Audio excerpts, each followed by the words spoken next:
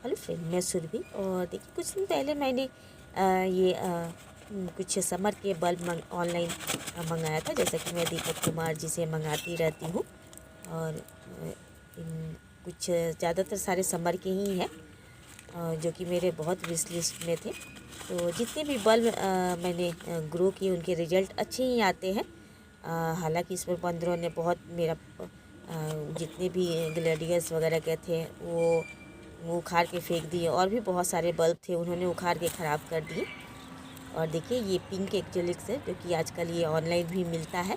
बहुत खूबसूरत लगता है, शुरू से ही मुझे बहुत अट्रैक्ट करता है ये फूल। और बहुत बार मैंने लेके लगाया हुआ भी है। नमी वाले जगह में होते हैं और बहुत बार ख़राब हो गए, लेकिन इस बार अच्छी तरह से ग्रो हो गए। बहुत खूबसूरत फूल, इसमें पिंक कलर के फूल आते हैं, स्टिक में आते हैं। और ये भी छोटे छोटे बल्ब से ग्रो होते हैं। ऑनलाइन आजकल इसके बल्ब मिलते हैं। और ऐसे देखा जाए तो ये रोड के किनारे या नमी वाले जगह में मिलता है। और किसी से मैंने पूछा था कि ये स्टिक किसका है, तो किसी ने कहा था फ्रेसिया का है, मेरे एक व्यूअर ने। तो बहुत सारे स्टिक निकले हुए हैं और कुछ तो ग्लैडियस के बचे हुए हैं। पता नहीं इसमें फूल होंगे कि नहीं, अभी तक तो नहीं आए हैं। और ये जो मैं ऊपर से नीचे लेके कुछ प्लांट आ गई हूँ, ताकि जो भी बचे हुए हैं स्टिक वो ग्रो हो जाए। जितना ये घना ग्रो हुआ उतना तो स्टिक निकला नहीं है, 2-3 ही निकले हुए हैं। तो होप जो भी हो खिल जाए। ऑनलाइन जो मैंने मंगाया था वो एक भी फूल खिल जाएगा तो ऐसा लगेगा कि हाँ। और बहुत मल्टीप्लाई इसके बल्ब हो गए हैं, तो मैं शेयर करूँगी आप लोगों से। और उसके बाद किसी व्यूअर ने मुझसे पूछा था कि आप ये जेबरीना हॉलीहॉक्स के सीड मैम मुझे दीजिएगा क्या। तो मैंने कहा था कि देख ही सकते हैं, इसके सीड तो हज़ारों में हुआ है, बहुत सैकड़ों में कहा जाए तो हुआ है। और फूल भी उतने ही तादाद में हो रहे हैं। लेकिन इसके सीड मैच्योर नहीं हुए हैं। और देखिए, ऐसे जो गुच्छों में ऐसे इसके सीड बन रहे हैं। और सारे अभी ग्रीन है, ड्राई नहीं हुए हैं। तो ये सारे ड्राई हो जाएंगे तो आप लोगों से शेयर करूँगी। और हालांकि जो नीचे है उसमें तो सीड नहीं बन रहे हैं, ना ही फूल आ रहे हैं। लेकिन ऊपर वाले में जितने फूल आ रहे हैं उतने ही इसमें सीड बन रहे हैं। पॉलिनेशन भी बहुत सारा होते रहता है, बहुत सारे मधुमक्खियाँ वगैरह आती है। एक और बहुत खूबसूरत, जब इसके फूल आएंगे तो शेयर करूँगी। ये लच्छापुर के फूल है, बहुत खूबसूरत ब्लू कलर के फूल आते हैं। पत्तियाँ भी देख ही सकते हैं कितना खूबसूरत है। तो कहा जाए तो बीजों से ग्रो होने वाला ये सारे प्लांट है, पैसा वसूल प्लांट है। एक पैसा भी मैंने इसमें खर्च नहीं किया है। और देखिए, सब में फिर से ये न्यू बेसल सूट आ रहे हैं और बहुत सुंदर से अच्छी तरह से ग्रो हो रहा है। फ्लावर आने के बाद मैंने कट कर दिया। ये तो वाइन रोज है, सब में अच्छी ग्रोथ हो रही है। और ये पिछले साल का जो डहेलिया, अभी तक फूल तो आया नहीं। और कुछ ये तो एक जलिखी है, जो कि मेरे फ्री में ये ग्रो हो रहे हैं। बहुत सुंदर है, बहुत सुंदर ये लगता है। पत्तियाँ भी बहुत सुंदर है। और आपको विश्वास नहीं होगा, ये फेंका हुआ था ये स्टॉक फ्लावर जो मैं उठा के ली थी, बहुत अच्छी तरह से ग्रो हो रहे हैं। रोज़ भी सारे सेक्शन बहुत अच्छी तरह से ग्रो हो रहे हैं। ये क्यूट सा एक पेंजी खिला हुआ, तो जैसे अब धूप अच्छी तरह से आ रहा है, अब सारे मेरे फ्लावर खिल रहे हैं। और ये पिछले साल का ही नस्टेशियम के बीज से ये सारे ग्रो हुआ है। कहा जाए तो सस्ते का बहुत ही खूबसूरत फूलों वाला ये पौधा है। अगर आपने इस साल ग्रो नहीं किया तो अगले साल ज़रूर ग्रो कीजिएगा। हैंगिंग बास्केट में, छोटी सी पॉट में बहुत सुंदर एक फूल भी खिल जाता है तो दूर से ही बहुत खूबसूरत दिखता है। बीज चाहिए तो आप मुझसे बीज भी ले सकते हैं, बहुत सुंदर है ये। तो बस ऐसे ही चल रहा है। और ये जो मैं हिबिस्कस लेके आई थी हाइब्रिड वाला, और देखिए कैसे ठंड के मारे ये ऐसे हो गए रिपोर्टिंग के बाद। लेकिन होप ग्रो ज़रूर हो जाता है मेरा, ऐसे पत्तियां सूखने के बाद फिर न्यू और ये निकलेंगे। और ये सब मेरे बीजों से लगाए हुए ही कैनेडुला है। इस बार मैं एक भी पिटूनिया छोड़ के मैं इस बार, और डॉग फ्लावर छोड़ के इस बार कुछ लेके नहीं आई। और देखिए, अब सब में कालांचोई में ये फूल आने लगे हैं। ये कम से कम 5-6 साल पुराना मेरा कालांचोई है, जो कि लोगों को देती भी हूँ, कटिंग काट के लगाती भी हूँ। और इधर सारे ये वाटर अभी डोरमेंसी में है, सब अब ग्रो हो रहे हैं। और ये भी देखिए, अगर आपने ये नहीं लगाया तो ये ज़रूर लगाइएगा।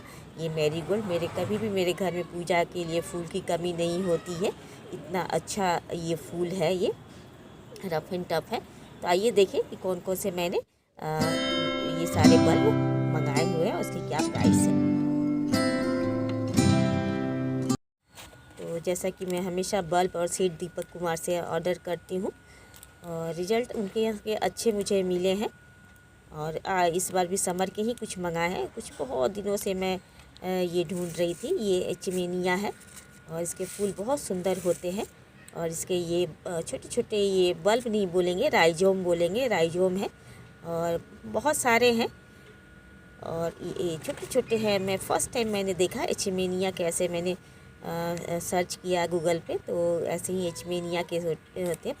ये मैंने 4-5 कलर मंगाए हुए हैं और ये मार्च में इसके सीड लगाते हैं, तो मैंने अभी लगा लिए हैं इसके सीड।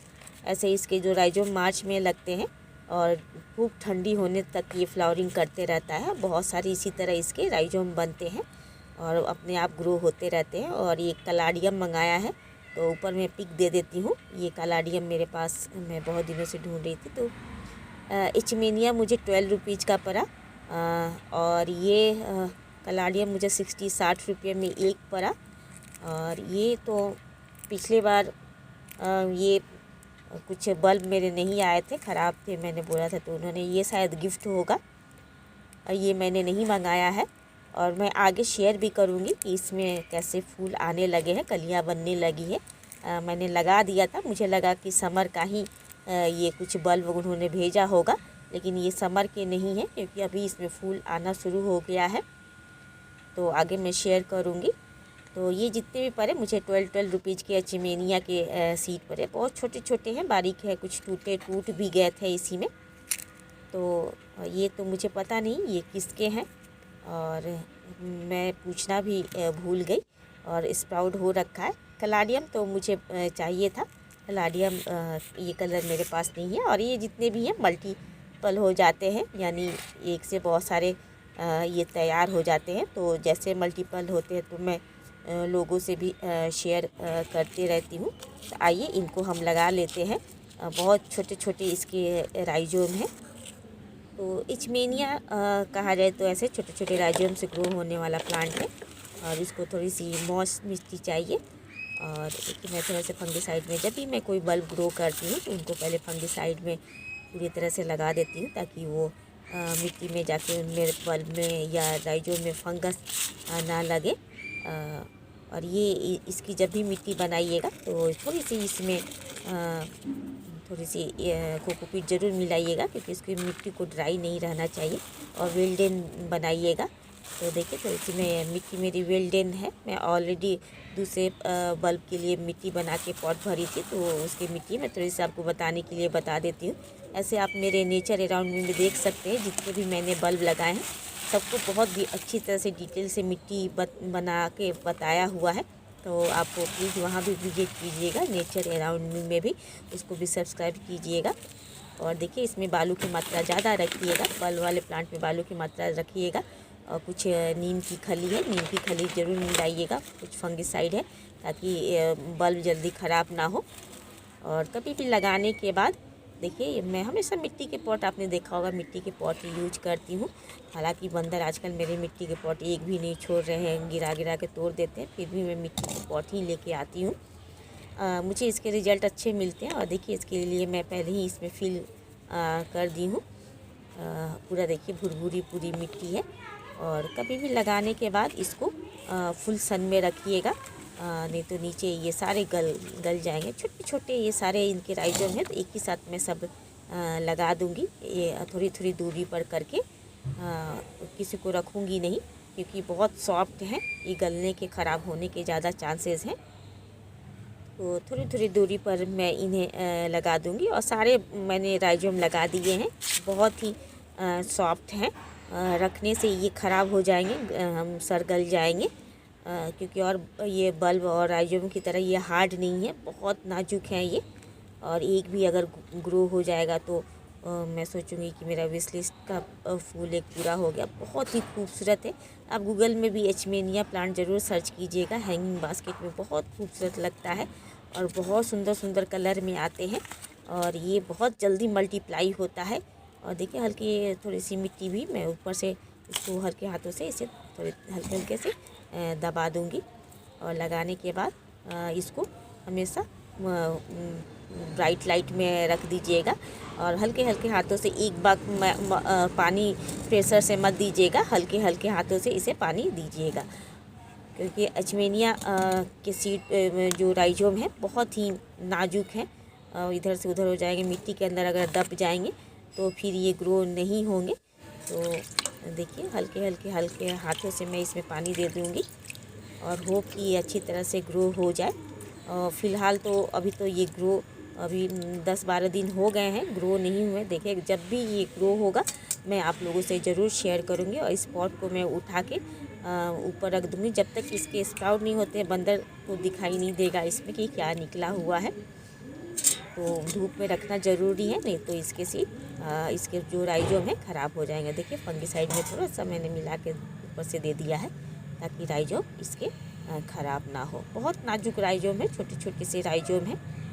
और देखिए जो ये फ्री में मुझे मिला था एक, इसमें देखिए इसमें फूल आने लगे हैं, तो मुझे कुछ डेफोडिल्स की तरह लगते हैं। तो नाम बताइएगा कि इसमें कौन से फ्लावर आएंगे। और ये मुझे गिफ्ट मिला था, तो मैंने वैसे ही एक छोटे से पॉट में लगा दिया था। ये शायद समर के होंगे, इधर ग्लैडियस वगैरह भी है, लेकिन अभी तक तो इसमें फूल नहीं आए। तो होप मेरी शेयरिंग पसंद आई होगी। और ये देखिए समर बरमीना बहुत तेज़ी से कटिंग से लग जाता है। Thank you.